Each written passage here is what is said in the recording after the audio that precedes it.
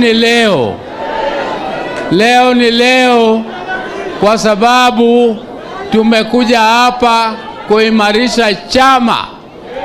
Tunataka chama yetu ibaki kuwa chama kikubwa kushinda vyama vingine vyote katika Kenya mzima.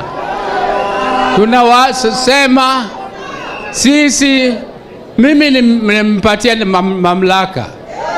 Hiyo mamlaka ambayo ilikuwa ya ndugu yangu mpendwa Raila Amolo Odinga.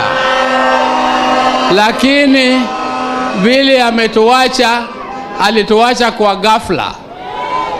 Lakini hata mimi pia nimewekwa kwa kiti hii kwa kighafla.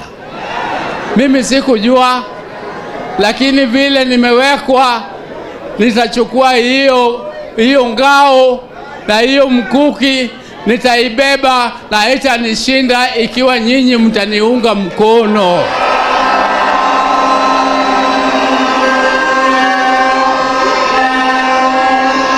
Wangapi wananiunga mkono niendelee?